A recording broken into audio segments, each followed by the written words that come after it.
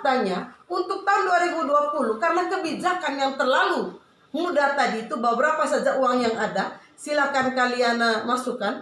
Akhirnya terjadi untuk tahun 2020 ini terjadi penumpukan 76 juta belum dibayar oleh siswa, sehingga kami tidak bisa mengintervensi pemilik pakaian seragam untuk segera mencetak pakaian. Oh, ini karena orang tua belum bayar uang ya, pakaian karena itu? belum bayar. Okay. Kami punya data untuk itu. Siap. Karena untuk pakaian seragam sebenarnya bukan saya yang urus. Saya hanya membangun komunikasi dengan pemilik barang. Soal pengumpulan uang itu oleh koordinator pakaian seragam dan wali kelas. Kalau saya tidak pegang uang. Kelas 11, kelas 12 itu yang sampai dengan sekarang belum terima pakaian. Kalau kelas 12 itu ceritanya Pak, karena juga ada kebijakan untuk bagi saja dulu pakaian.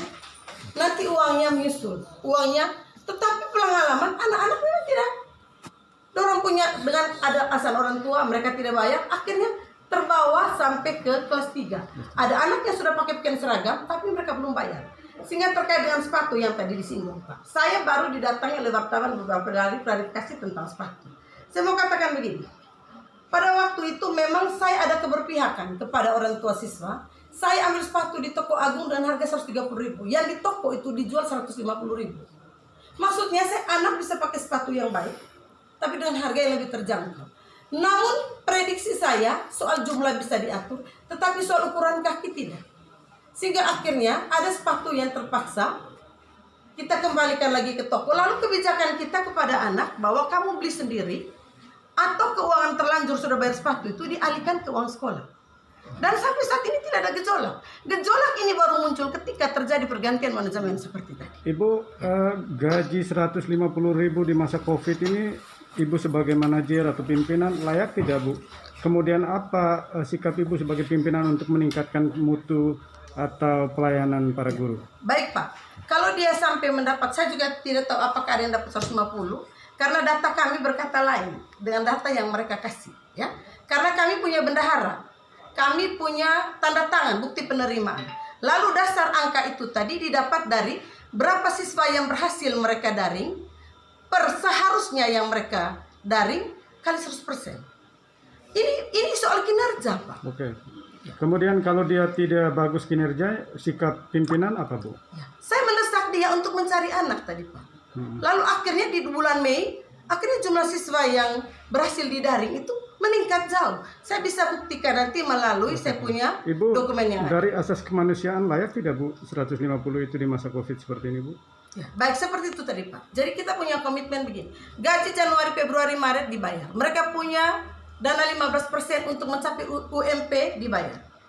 Lalu April dan Mei seperti itu tadi. Strateginya dalam rangka supaya mereka bisa mendaring anak. Gaji bulan Juni pun sudah dibayar. Tetap Jadi tugas. mereka punya tamsil ya. Maksud saya begini Pak, di masa COVID tidak membuat kita tidur.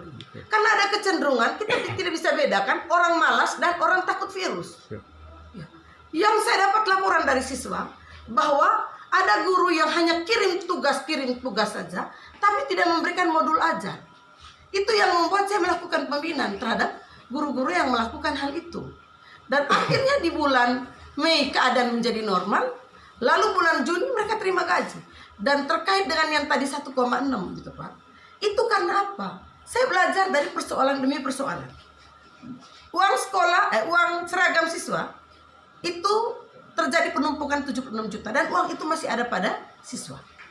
Saya punya tugas hanya mentransfer. Kemudian sehingga tahun ini saya bilang kalau mau sekolah di sini harus bayar uang seragam dengan rinciannya nanti ada, bisa kita buktikan nanti. Itu 1 juta terdiri dari 5 pakaian seragam, 1 ransel, raport, foto, dan kaos kaki serta dasi. Ya, itu nanti rincian dari uang 1 juta. Karena apa Pak? Saya tidak ingin terganggu dengan hal-hal seperti ini, dilaporkan di luar bahwa sudah terima sepatu tapi tidak dapat sepatu tapi anak sudah membayar. Kemudian juga menyangkut uang sekolah. Maret itu tidak ada uang untuk bayar gaji guru. Anak dalam situasi COVID dia tidak datang. Sehingga yang saya lakukan, anak-anak dibebaskan uang sekolah April dan Mei. Kompensasi untuk beli pulsa sehingga bisa komunikasi dengan dia punya guru.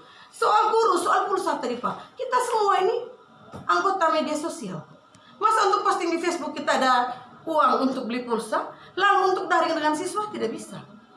Jadi kalau saya tuntutan dan laporan mereka sampai ada. Kemudian Pak, terkait dengan sikap. Dorang sudah bikin surat dan saya sudah bikin hak jawab. Hak jawab sudah saya lakukan klarifikasi ke gubernur. Bagaimana penyelesaiannya nanti kita tunggu itu. Ya. Tapi yang saya lihat bahwa mereka sudah mengancam siap pindah dari sekolah. Saya kan diminta dari provinsi untuk tetap menjalankan tugas seperti biasa karena SK masih ada di tangan Yus Maria de Romas. Saya kepala sekolah. Maka saya di sini terus melakukan kegiatan persiapan pembelajaran yang nanti akan dilakukan di 2016. Lalu untuk tahun 2020 ini, yang saya lakukan menjadi 1.600.000 tadi itu, 1 juta uang seragam, 600 supaya anak bayar di depan. Sehingga sekalipun situasinya nanti, anak tidak datang sekolah karena belajar dari rumah, gaji guru tetap aman. Supaya tidak terjadi seperti yang kemarin-kemarin. Justru kebijakan saya itu berpihak kepada kepentingan mereka. Dan kalau saya mau ngomong tentang kinerja, saya bisa buktikan kinerja dari guru-guru yang tadi mengatakan bagaimana mereka soal dugaan korupsi proyek 3 sumur air tadi itu gimana? Kalau itu begini Pak, betul tahun lalu kami pakai PAM. Faktanya PAM ini Pak, dia cuma mengalir 1 jam 1 hari. Itu pun jadwalnya tidak jelas. Ketika kita minta jadwalnya ke PAM, PAM tidak memberikan dia punya jadwal. Jadi ketika kami datang, keran sudah dalam keadaan kosong. Melayani 1.000 murid dengan ada jurusan boga, ada jurusan TPHP yang membutuhkan air banyak, apalagi pertanian. Mungkinkah orang bisa pakai air pump dengan bayaran mahal seperti itu untuk siram tanaman yang mereka tanam? Dalam praktek guru ini pembelajaran pertanian, mungkinkah? Sehingga ketika diminta untuk penanganan COVID ini saya pikir momen yang tepat untuk kita mengadakan sumur bor sehingga kebutuhan kita dipenuhi. Saya juga bisa buktikan bahwa ketika dalam keadaan libur 2,5 bulan kami tidak ada di sekolah, tagihan dari PAM hanya untuk angin 3.700.000. Dengan 3.700.000 itu saya bayar angin, sementara tidak ada air, kami tidak pernah pakai. Itulah dasar pertimbangan sebagai pejabat pengguna anggaran saya mengambil sikap untuk pengadaan sumur bor. Sumber anggarannya dari mana? Bisa dijelaskan? Dari dana bos, Pak. Dari dana bos. Karena itu juga sudah tertuang di RKAS. Nominal bangun 3 sumur itu kenapa? Bukan 3 sumur, Pak. Hanya 1 sumur. Nominal Maksudnya mereka tuh 3 meteran. Nominal Dulu kami anggaran. atur meteran itu ada untuk asramanya, ada untuk sekolahnya. Tetapi ketika airnya tidak jalan, maka kami memilih untuk sumur bor saja dan disalurkan ke semua kebutuhan kita di sekolah ini. Anggaran Baik berapa? di asrama. Anggaran berapa? Saat ini kita belum bisa pastikan Pak, karena kesepakatan kita dengan pemilik usaha sumur bor ini ya 1 juta 1 meter. Mereka sudah bor beberapa kali, tetapi tidak menemukan air sampai akhirnya di bor yang ketiga baru mereka menemukan air. Dan bayarannya tetap seperti kata itu, ada air kami bayar, tidak ada air kami tidak bayar. Dan saat ini air sudah mengalir dan sudah memenuhi bak kami, tinggal kami instalasi ke semua WC-WC dan kebutuhan-kebutuhan lab yang ada di sini. Seperti itu menyangkut. Terkait dengan dugaan mobil sekolah itu yang dijadikan. Kalau mobil sekolah begini Pak, awal sekolah ini didirikan, saya datang di sini tidak ada air, ya, tidak ada air. Lalu saya coba pakai saya punya kendaraan pribadi, Panther murahan itu, untuk bawa air pakai cerigen setiap hari ke sekolahnya. Untuk cebonya itu guru-guru, ya, untuk minumnya itu guru-guru. Tapi kan saya juga perlu sayang, saya pembarang. Lalu dengan komite kami coba diskusikan, bisa tidak kita pengadaan mobil dengan sistem kredit. Komite menyetujui. Lalu mobil ini kami kredit, taruh di rumah saya karena memang air yang dibawa ke sekolah ini air dari rumah saya. Tahukah mereka bagaimana saya berkorban? Jam 5 pagi saya sudah bangun untuk isi itu cerigen, sampai jam 7 saya di sini. 12 cerigen saya bawa dari rumah. Itulah awal pertamanya. Mobil itu dipakai, disimpan di rumah saya karena air yang dibawa ke sekolah ini air dari rumah saya.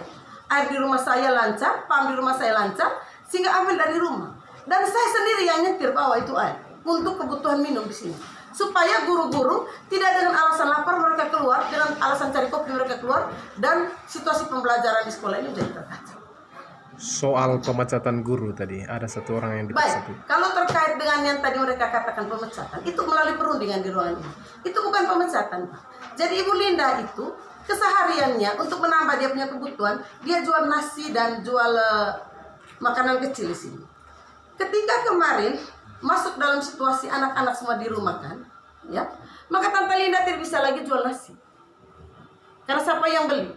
Kemudian saya panggil mereka di ruangan ini. Tante Linda bagaimana? Ini ada aturan. Saya mengatakan bahwa untuk guru gajinya berdasarkan kinerja, selalu untuk tata usaha bagaimana? Tata usaha kalau tidak masuk, saya kasih kamu gaji, nanti apa kata guru-guru komite yang dia dinilai sesuai dengan kinerjanya.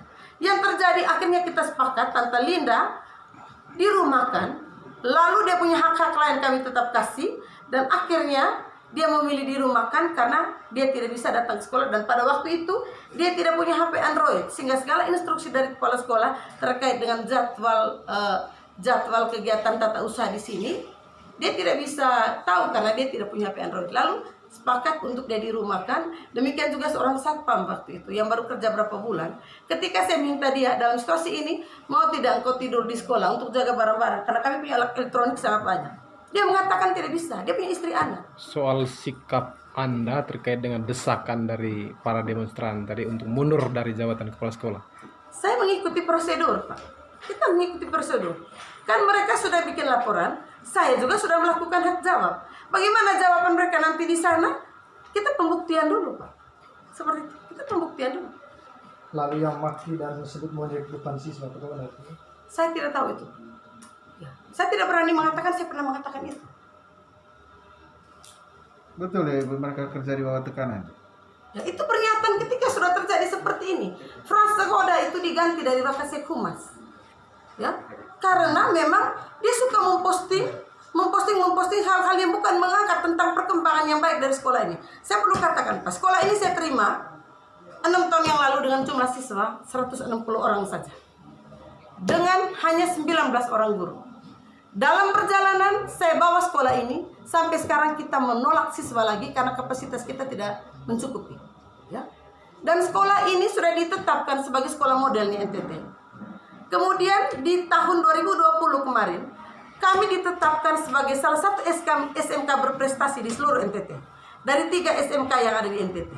Dan itu sudah terjadi. Mereka sudah menikmati dana bimbingan belajar pada waktu itu. Oke. Katanya pembayaran untuk gaji guru komite itu berdasarkan kinerja. Iya. Nah, mungkin Ibu bisa jelaskan sedetail mungkin bagaimana cara perhitungannya sehingga bisa mereka mendapatkan angka terakhir. Silakan. Baik, ya. Seperti ini. Saya kebetulan kalau butuh dokumen tadi nanti saya akan kasih dokumennya.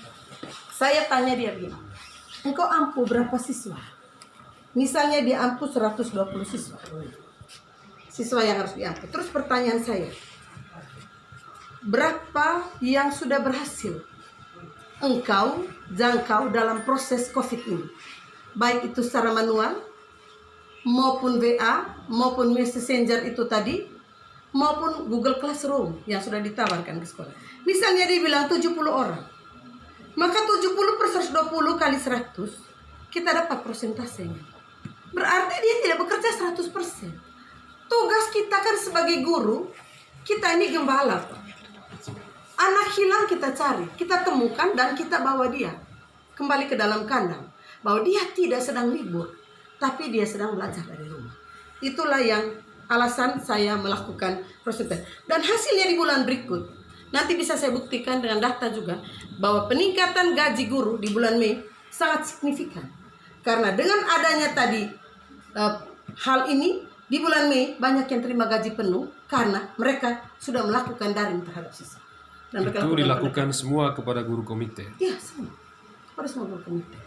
Terkait dengan yang mereka sebut Ibu Yusta tadi, saya tidak merasa saya mengintimidasi. Dia minta ke ruangan ini karena dia bilang dia mau hamil, sehingga dia mau ingin hidup dengan suami. Itu alasannya, tidak ada intimidasi. Ibu, apakah guru komite di sini tidak ada gaji pokok? Ada gaji pokok. Berapa? Ibu? Nanti kita lihat, karena saya lihat nanti ada di bendahara, karena bendahara yang menulis lengkapnya gaji pokok. Baik, Pak, terkait dengan gaji begini, kami tidak bisa memaksakan karena ini uangnya orang tua siswa. Berapa kemampuan mereka untuk memberi gaji. Tetapi dalam perjalanan, yang masa kerjanya sudah di atas 2 tahun, itu dia mendapatkan dana 15% dari provinsi untuk mencapai UMP provinsi ini sebanyak 1.950.000. Dan itu sudah terjadi. Lalu ada guru-guru yang tidak dapat UMP, kami usulkan ke provinsi untuk mereka dapat tangsil.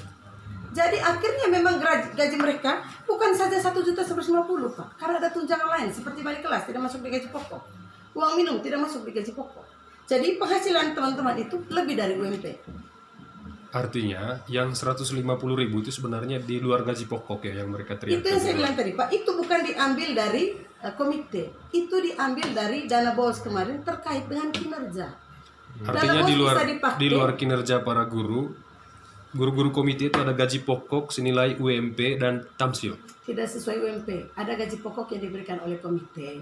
Kemudian di situ juga ada tunjangan balik kelas. Ada juga uang minum yang 5.000 per hari. Dan itu besarannya tergantung kita hadir. Kalau dia tidak hadir maka satu bagiannya itu dihilangkan. Misalnya kalau dia tidak hadir 2 hari, berarti dalam bulan itu dia tidak dapat itu uang minum. Seperti itu kira-kira kebijakannya Pak. Tapi belum ada kisarannya Ibu ya, apakah di atas 500.000 Ibu di bawah? Kalau Bapak masih punya waktu di sini, kalau mereka punya gaji rata-rata 1 juta Pak, itu udah punya 1 gaji juta ya, pokok. gaji Termasuk pokok. yang terima Kemudian ada masa 150 kerjanya. Itu dari dana bos ya Ibu ya? 150 ya Ibu ya. Dari dari komite. Dari keuangan komite. Gaji mereka ini kan dari komite Pak, Oh. bukan dari dana bos. Oke, siap. Sedangkan dana bos itu hanya 15% dialokasikan oleh pemerintah Untuk mereka, untuk ya. menambah kesejahteraannya mereka. Tapi terkait dengan kebijakan tadi itu di masa COVID tidak ada uang saat ini di sekolah Pak. Tidak ada uang. Anak dari bulan Maret tidak ada uang untuk bayar gaji. April Mei tidak ada uang untuk bayar gaji. Kan anak Berarti Untuk komitenya itu. 150 itu bukan akumulasi ya? itu tadi Pak, itu Bukan aku akumulasi keseluruhan. tidak. Kan kalau misalnya plus ada dasarnya gaji pokoknya sekian tambah 150. Tadi bahkan mereka bilang 150. Berarti aku plus ya. 150 bukan saya tidak akumulasi. tahu ada tidak angka 150, tapi intinya begini Pak, ya, bahwa itu berdasarkan kinerja karena dia tidak buat apa-apa. Berarti betul 150. Ya itu yang saya bilang, kita lihat nanti di dalam catatan kita, karena kita sudah punya bukti tanda tangan. Karena ada beberapa angka yang mereka cantumkan di situ tidak sesuai dengan data yang ada pada bendahara. Ya. Ibu, apakah